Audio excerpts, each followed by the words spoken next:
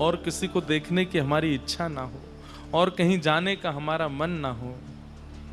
बस आप ही नेत्रों में बसे रहो।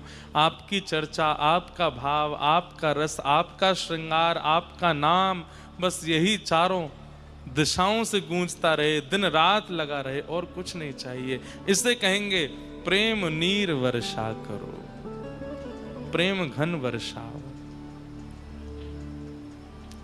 और जब ठाकुर जी ने युगल होकर के चतुर्भुज दास जी के सन्मुख दर्शन दिए, श्रीनाथ जी के स्वरूप के बाम अंग से साक्षात किशोरी जी और दाहिने अंग से साक्षात श्याम सुंदर प्रकट होकर के जब रास करने लगे चतुर्भुज दास जी के सामने,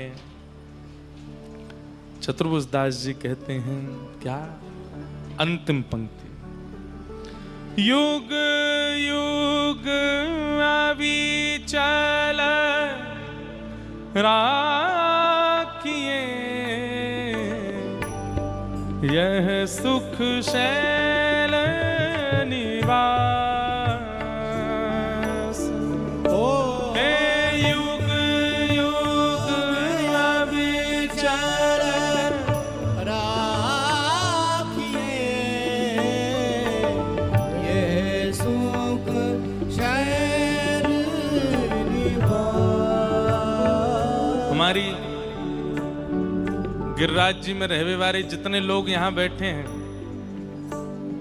पूनम दीदी भी हों, चित्र विचित्र महाराज जी तो संभवतः कहीं गए होंगे, पर जो भी गिरिराज जी में रह रहे हैं, बहुत ध्यान से सुनियो या पंक्ति को। चतुर्भुज दास जी सौगंध दे करके गए हैं दोनों युगल को, क्या कि युग युगों तक अविचल रही है। बोले कहां?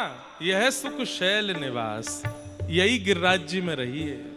आपको मेरी सौगंध है, आप यहां से कहीं नहीं जाओगे।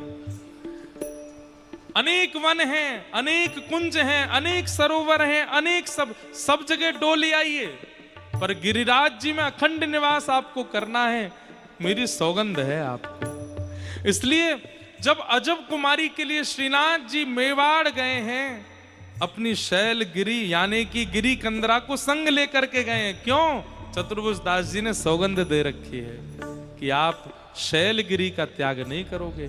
इसलिए आज भी श्रीनाथ जी गिरी कंदरा में ही विराजमान है, गिरी कंदरा में ही रहते हैं। और